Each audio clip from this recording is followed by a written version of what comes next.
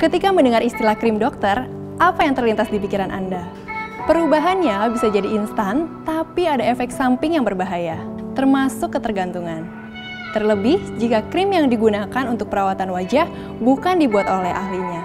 Krim dokter abal-abal adalah jenis obat racikan dengan kandungan yang masih dipertanyakan keamanannya.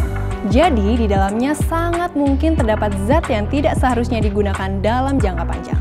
Memang, banyak yang mengklaim bahwa setelah menggunakan krim dokter, wajah mereka menjadi semakin cerah dan tidak tampak kusam. Padahal, hasil instan itu bisa jadi akan memburuk jika suatu saat pemakaian krim dihentikan.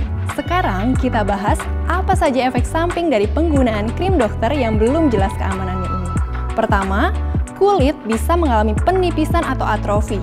Ini terjadi karena cara kerja krim racikan ini adalah dengan mengikis permukaan kulit sehingga tidak tampak kusam. Selain itu, paparan zat kimia keras dalam krim dokter juga dapat menyebabkan penipisan kulit. Efek samping kedua adalah pembuluh darah di wajah melebar sehingga wajah menjadi kemerahan yang terlihat seperti guratan halus berwarna kemerahan atau keunguan. Pelebaran pembuluh darah atau telangiectasi ini terjadi karena paparan steroid dalam krim dokter. Akibatnya apa? Serat elastis di dinding pembuluh darah menjadi lemah sehingga pembuluh darah pun menjadi melebar. Ketiga, penggunaan krim dokter yang tidak jelas juga bisa mengganggu hormon. Kadar hormon yang bisa terganggu adalah kortisol yang menjadi abnormal. Disebut juga Cushing syndrome. Ciri-cirinya adalah wajah menjadi bulat atau moon face, serta ada penumpukan lemak di area bahu dan leher disebut dengan buffalo hump. Penggunaan krim semacam ini sangat mungkin menyebabkan ketergantungan.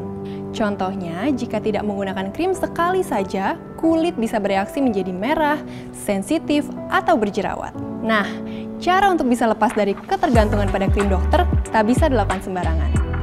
Hal pertama yang perlu dilakukan adalah mengurangi dosis pemakaian krim dokter, namun secara bertahap.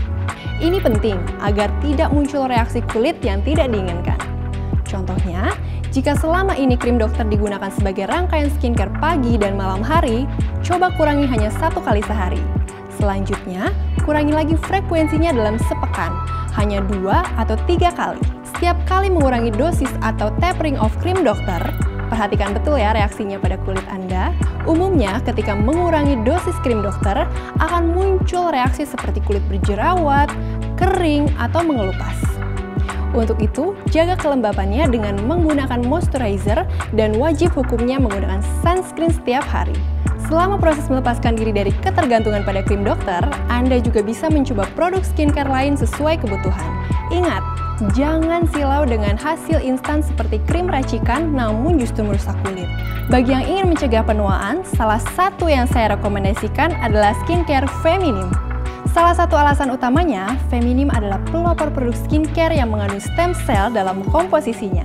Feminim menggunakan bahan dari soy yang kaya akan isoflavon sehingga dapat membantu reaktivasi metabolisme kulit serta mencegah penuaan. Soy cell ini juga dapat melindungi sel kulit dari penuaan akibat zat radikal bebas dan paparan sinar ultraviolet.